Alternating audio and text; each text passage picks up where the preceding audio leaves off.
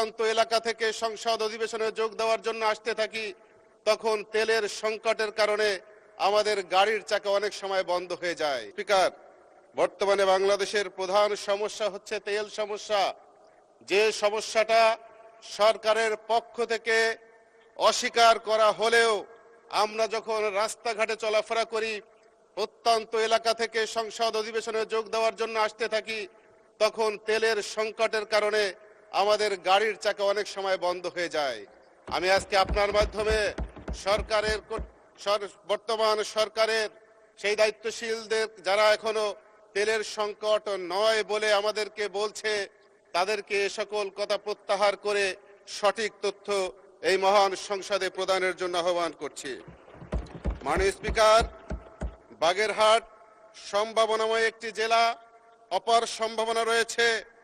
এখানে উৎপাদিত সাদা সোনাখ্যাত চিংড়ি দেশের বৈদেশিক মুদ্রার অন্যতম উৎস।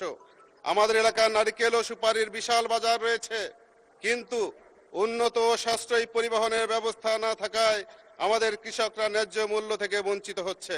সড়ক পথে পণ্য পরিবহনের খরচ এতই বেশি যে তা ক্ষুদ্র ও মাঝারি উদ্যোক্তাদের জন্য বোঝা হয়ে দাঁড়িয়েছে। তবে মাননীয় স্পিকার, সঙ্গে সঙ্গে বাগেরহাটবাসীর জন্য আনন্দের সংবাদ রয়েছে। এই মহান সংসদে বর্তমান মাননীয় সড়ক পরিবহন ও রেল মন্ত্রী মহোদয় ও বন পরিবেশ ও জলবায়ু প্রতিমন্ত্রী মহোদয় বাগেরহাটের কৃতি সন্তানের জন্য আমরা বাগেরহাটবাসী গর্বিত। মাননীয় স্পিকার, 1918 সালের ব্রিটিশরা বাগেরহাটের গুরুত্ব অনুধাবন করে একটি রেল লাইন স্থাপন করেছিল, কিন্তু আজ থেকে 20-25 বছর পূর্বে কোনো এক অদৃশ্য কারণে সে রেল লাইনটি বন্ধ হয়ে যায়। রেলের জমিগুলো বেদখল হয়ে গিয়েছে, রেলের স্টেশনগুলো ভুতুড়ে বাড়িতে পরিণত হয়েছে।